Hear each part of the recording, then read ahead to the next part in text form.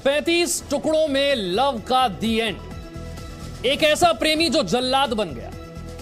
दिल्ली में मेहरौली के जंगलों में इस वक्त श्रद्धा मर्डर केस के बाद श्रद्धा के शव के टुकड़ों की तलाश की जा रही है। और बड़ी खबर यह है कि इस केस का आरोपी यानी कि आफ्ताब इंस्टाग्राम के जरिए, सोशल मीडिया ऐप के जरिए दोस्तों से बात करता था। यह दिखाने की कोशिश करता था, श्रद्धा के अकाउंट को वो चला रहा था। मर्डर के बाद श्रद्धा के दोस्तों से बात करता था, यह दिखाने की कोशिश करता था कि श्रद्धा सोशल मीडिया पर एक्टिव है, यानी कि वो जीवित है और श्रद्धा अपने दोस्तों से बात कर रही है। ये दुनिया को दिखाने की कोशिश में आफ्ताब खुद उसका सोशल मीडिया चलाकर उसके दोस्तों से बात कर रहा था। इंस्टाग्राम का इस्तेमाल करता था, श्रद्धा के दोस्तों से बात करता था, दिखाने के लिए कि श्रद्धा जिंदा है, श्रद्धा ठीक है। ये सिर्फ 1 एकड़ जमीन पर कृषि करके हर महीने 1 लाख तक कमाते हैं। इनसे सीखना है तो फ्रीडम ऐप को अभी डाउनलोड कीजिए। जी ठीक है सर।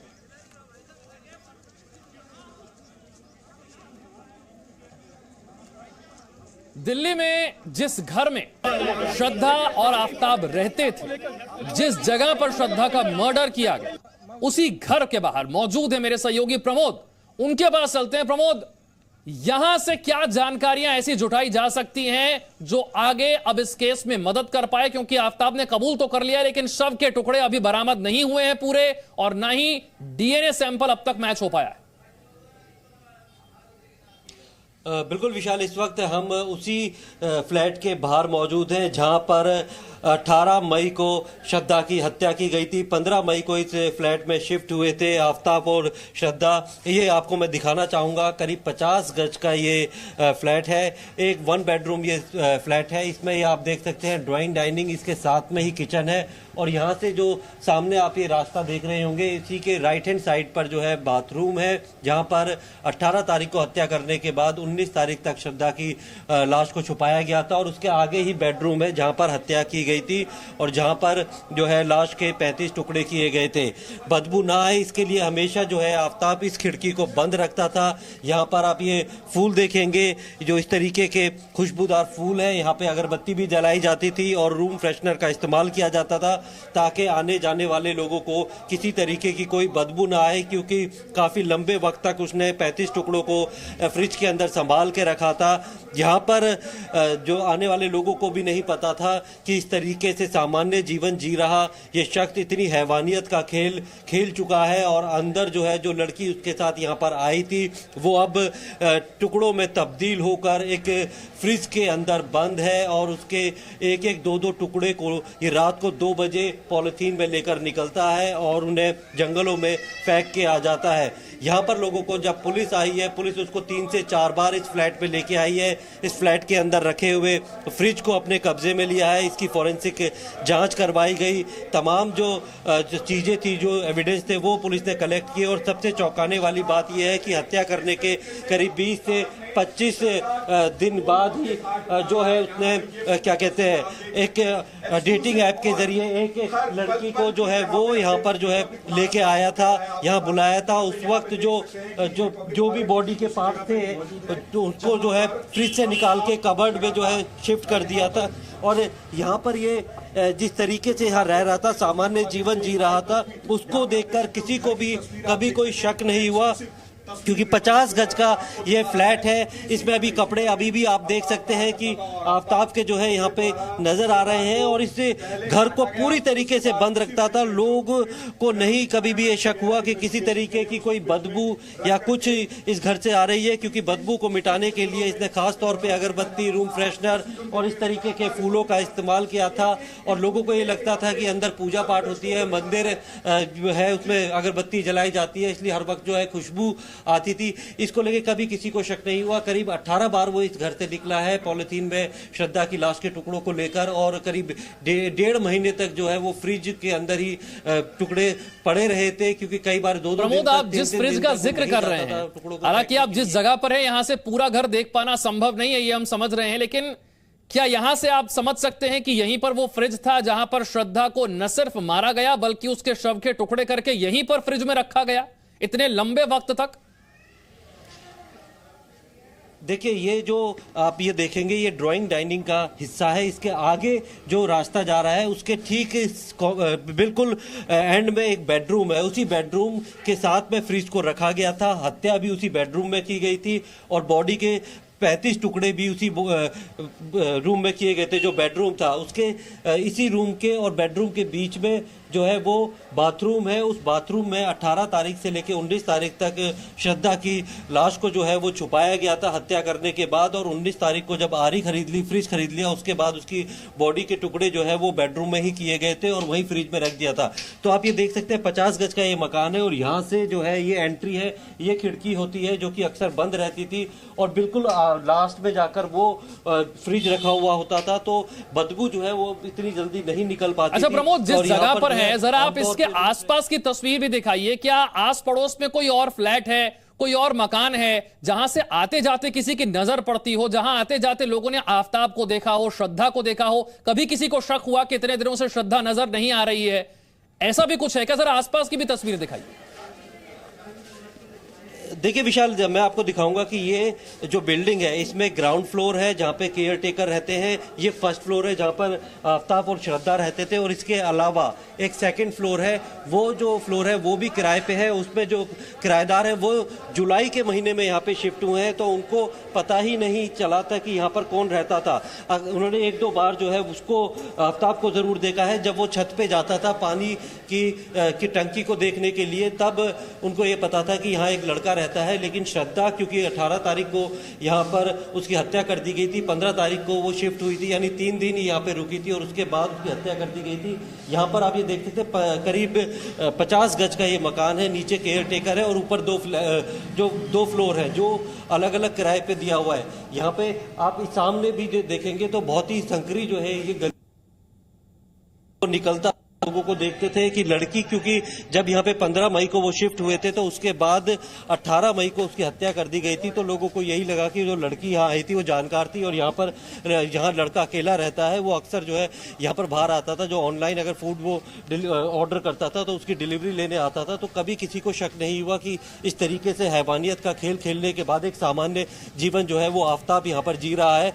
और लेकिन जब पुलिस आई और पुलिस के साथ पूरी टीम आई, उसको यहाँ पर जहाँ से फ्रिज को लिया गया, यहाँ पे जब उससे पूरी जांच की गई है, तब आप ये कह रहे हैं कि जिस पहली मंजिल पर आफ्ताब और श्रद्धा रह रहे थे, उस पहली मंजिल पर कोई और मकान नहीं है, यानी कि उन्हें आते जाते उस फ्लोर पर तो कम से कम कोई और देखने वाला था नहीं। अब सवाल ये उठता है कि जो मकान मालिक है, क्या उसे इस बात का पता था कि यहां पर 2 लोग जो हैं उन्होंने किराए पर मकान लिया है, या फिर जो वो व्यक्ति जिसने मकान दिलवाया उसे इस बारे में जानकारी थी?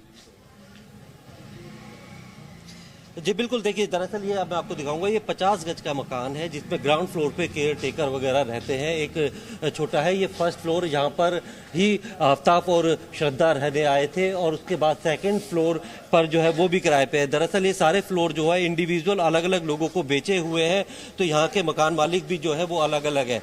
जिस मकान मालिक ने जो आफ्ताब और श्रद्धा को जो है मकान किराए पे दिया था, बाकायदा उनसे जो है उनके डॉक्यूमेंट्स लिए थे, उनको किराए पे दिया था, उनको पता था लिव इन में जो है ये 2 लोग यहाँ पर रहने के लिए आए हैं।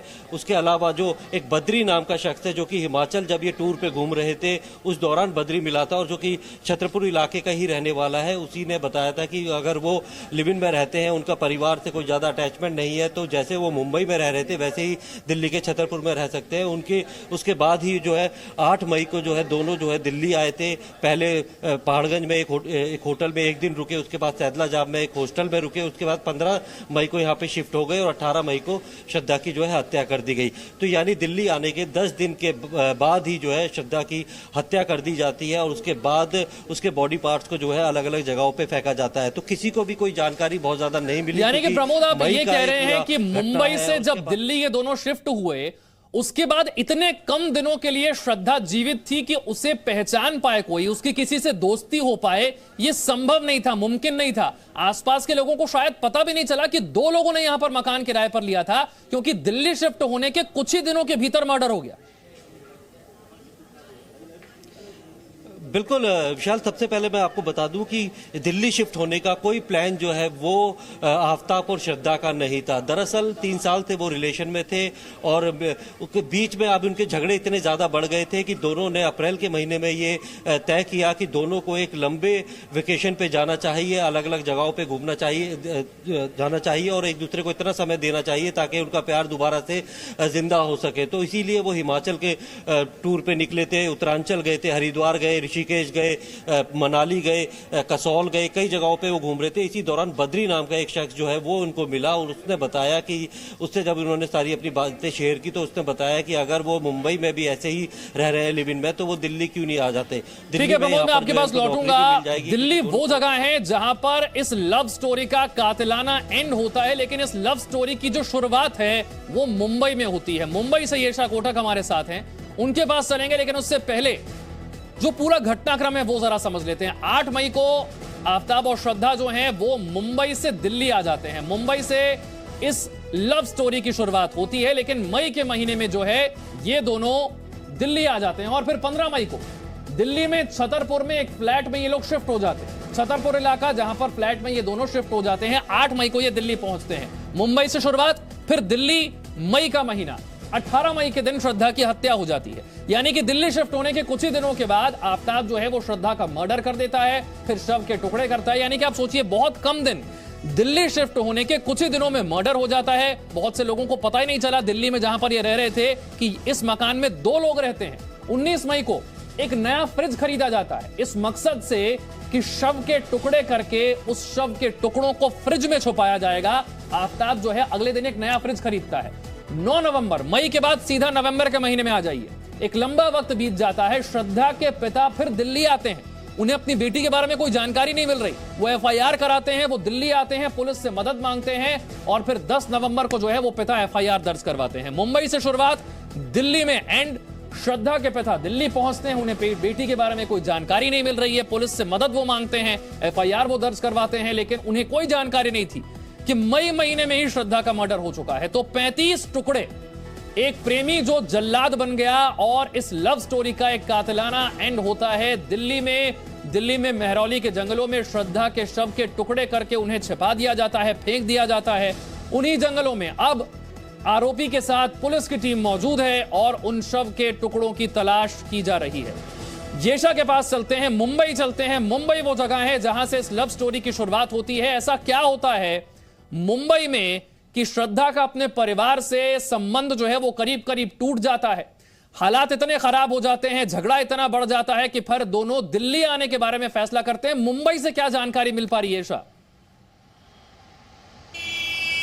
जी विशाल, जैसे आपने सही कहा कि ये जो स्टोरी है उसकी शुरुआत मुंबई से हुई थी, लेकिन इस स्टोरी को समझने के लिए ये समझना जरूरी हो जाता है कि जहां 2019 में जो है दोनों यानी कि आफ्ताब और श्रद्धा डेटिंग ऐप के थ्रू, बम्बल के थ्रू मिले थे, ये कहा जा रहा है। जहां हमने बात की श्रद्धा के कुछ दोस्तों से, तो ये कहा जा रहा था कि श्रद्धा जो पढ़ाई कर रही थी उसने बीच में पढ़ाई भी छोड़ दी, एक कॉल सेंटर में नौकरी करने लगी थी। यहाँ तक कि उसने अपने दोस्तों को ये तक कहा था कि उसके कोई पिता नहीं है, वो एक अर्निंग मेंबर है अपनी फैमिली की, यानी कि अपने माता और अपने भाई के लिए वही कमाती है। उसके माता और पिता साथ में नहीं रहते थे, लेकिन जब उसकी फैमिली को यानी कि जब उसकी माता को ये पता चला कि श्रद्धा आफ्ताब के साथ रिलेशनशिप में, तो वो इस बात से खुश नहीं थे। यहाँ तक कि उन्होंने ये भी कहा था कि वो उसके साथ रिलेशनशिप में ना रहे, लेकिन श्रद्धा ने बगावत की। उसने ये कहा उसके पिता को कि वो 25 साल की हो चुकी है और उसे जो है किसी से इंस्ट्रक्शन लेने की ज़रूरत नहीं, ये कह के वो अपने घर से निकल गई थी। यहाँ तक कि इस दौरान वो सिर्फ एक ही बार वापस अपने घर आई थी, लेकिन वो अपने दोस्तों को ये कहा कर रही थी कि उसके और आफ्ताब के बीच में रिलेशन सही नहीं है। यहाँ तक कि उनके बीच में काफ़ी झगड़ा होता रहता है, ये उसने कहा था। यहाँ तक कि उसने अपने दोस्तों को ये भी गुहार लगाई थी कि वो उन्हें आफ्ताब के घर से लेके जाए, वरना उसकी जो है मौत हो सकती है। ये बात खुद उसने कही थी, यानी कि खुद श्रद्धा ने उसके दोस्तों को कही थी उसके मौत के काफ़ी समय पहले। लेकिन जहाँ उसके दोस्तों ने कहा था कि पुलिस कंप्लेंट करे, उससे श्रद्धा ने मना किया था कि उसको ये बात पुलिस तक नहीं पहुँचानी है और उसने फिर से जो है आफ्ताब को एक दूसरा मौका दिया था। तो हम यहाँ देख सकते कि ये दोनों का रिलेशनशिप, जहाँ आफ्ताब और श्रद्धा का हम रिलेशनशिप देखें तो कई समय से दोनों के बीच में तनाव था, दोनों के बीच में झगड़े हो रहे थे, लेकिन श्रद्धा जो है हर बार उसे एक मौका देती थी। यहाँ तक कि जो उसके दोस्त कह रहे हैं कि हर बार जो है आफ्ताब आके उससे माफ़ी मांगता था तो श्रद्धा उसको फिर से एक मौका दे देती थी। तो इसके चलते हम देखते हैं कि जहाँ फिर से जहाँ दिल्ली गए तो फिर से उनके बीच में झगड़ा हुआ। ये झगड़ों का सिलसिला काफ़ी समय तक चलता रहता था। यहाँ तक कि ये भी कहा जाता है कि दिल्ली जाने तक भी जो है श्रद्धा खुश नहीं थी, इसीलिए जो ये ट्रिप वो लोग ने ली थी, यानी कि जो हिमाचल और कसौल गए थे वो लोग, ये ट्रिप वो लोग ने साथ में ली थी।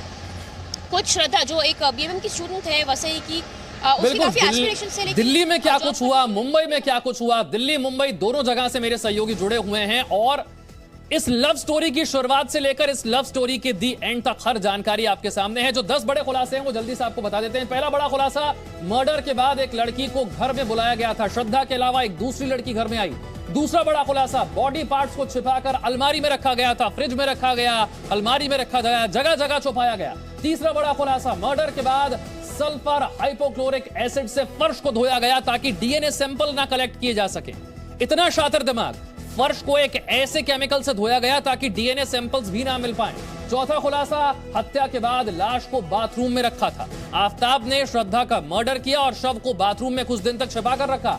पांचवा बड़ा खुलासा, पुलिस से कहा कि ये साइकिल किलर, अपना गुनाह कबूल किया आफताब ने। ये स्वीकार किया कि हां मैंने मर्डर किया है, श्रद्धा का मर्डर किया है, ये बात पुलिस के सामने कबूल की है आफताब ने। और इसके बाद अब शव के टुकड़ों को तलाशा जा रहा है। बॉडी को काटने के तरीकों को गूगल पर सर्च भी किया। न सिर्फ मर्डर किया, घर में छिपाकर रखा शव को, बॉडी के पार्ट्स को कैसे काटा जाए इसके लिए गूगल सर्च किया। साथ ही खून से सने हुए कपड़े जो हैं वो कूड़े की एमसीडी की वैन में डाल दिए, उन्हें भी ठिकाने लगा दिया। इसके बाद निशान मिटाने के लिए एसिड के बारे में सर्च किया कि खून के धब्बे, खून के निशान कैसे मिटाए जाएं, कौन सा केमिकल काम आएगा। एसिड का इस्तेमाल किया और इस तरीके से इसे छुपाने के लिए क्या कुछ नहीं किया गया, लेकिन कोई फायदा नहीं हुआ। पुलिस अंत में आफताब तक पहुंच गई और उसे कबूल करना पड़ा, झगड़े के दौरान श्रद्धा का गला दबाया। कैसे मर्डर हुआ, जो जानकारी अब तक सामने आई है कि झगड़ा हुआ, झगड़े के दौरान गला दबाया गया, फॉरेंसिक जांच से बचने के लिए एसिड का इस्तेमाल भी किया गया। वो सारे तरीके अपनाए गए जिससे कि पुलिस आफताब तक ना पहुंच पाए। कुछ हद तक कामयाब हुआ क्योंकि जानकारी है कि मई महीने में मर्डर हुआ, पुलिस आफताब तक नवंबर में पहुंची, यानी कि एक लंबा वक्त तो उसने बिता दिया। वो शायद सोच भी रहा होगा कि वो पुलिस को चकमा देने में, श्रद्धा के परिवार को चकमा देने में कामयाब हो गया है, लेकिन ऐसा हुआ नहीं।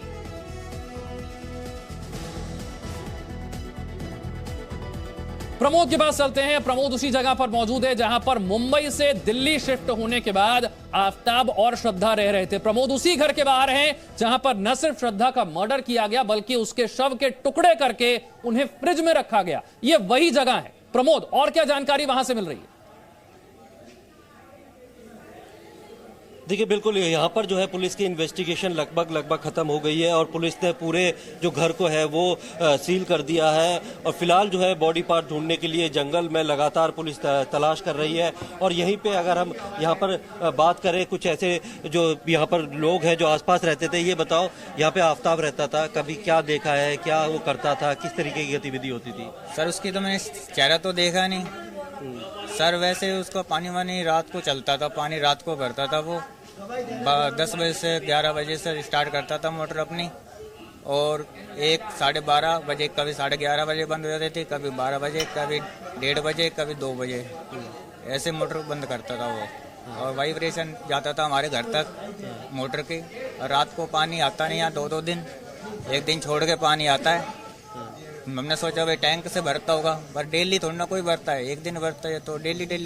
तो तुम्हें अब कहाँ रहते हो, क्या तुम्हें कैसे लगता था कि मोटर चल गई है? मैं कहा कोई पानी भर रहा होगा अपने घर में, भाई रात को ड्यूटी से आता होगा, पानी भरता होगा कोई रात को आके टैंक में। तो सारी गतिविधि रात को करता था जो है? ये तो इतना तो मालूम नहीं सर, इतना मालूम है पानी रात को चलाता था, चलती थी टूटी और मोटर चलती थी रात को। और ये हमने घर पर रहते थे, हम आपस में सोचते थे भाई रात को मोटर पानी इतना लेट तक क्यों चलती है। इस घर में किस को आते जाते देखा है कि कभी कोई और किसी? नहीं, मैं रात को आता था 10-11 बजे ड्यूटी से आता हूँ, 10 साढ़े 10-11 बजे। उसके बाद जाके अपना हाथ मुंह धोया, अपना बिस्तर पे लेटा। बिल्कुल, जिस तरीके से वो कहना है कि जो गतिविधि होती थी वो देर रात तक चलती थी, मोटर को जो है ऑन करता था। और जैसे कि ऊपर के फ्लोर वाले बता रहे हैं कि वो भी अक्सर उन्होंने ऊपर जाते हुए ही देखा है या ऊपर से नीचे आते हुए, जब वो ऊपर पानी की टंकी को देखने जाता था तो बहुत ही एक तरीके से चुपचाप जो है गुमनाम जिंदगी जो है वो इस फ्लैट में वो जी रहा था। उसके अंदर क्या चल रहा था ये किसी को नहीं समझ में आया कि इतने मतलब खौफनाक जो है वारदात को अंजाम देने के बाद एक बिल्कुल शांत तरीके से बिल्कुल, आस पड़ोस के लोगों को ज्यादा अंदर ही जानकारी तो नहीं है, एक लेकिन लड़की के जितनी पैर- जानकारी उनके पास है वो जानकारी जरूर वो साझा कर रहे हैं। ये सिर्फ 1 एकड़ जमीन पर कृषि करके हर महीने 1 लाख तक कमाते हैं। इनसे सीखना है तो फ्रीडम ऐप को अभी डाउनलोड कीजिए।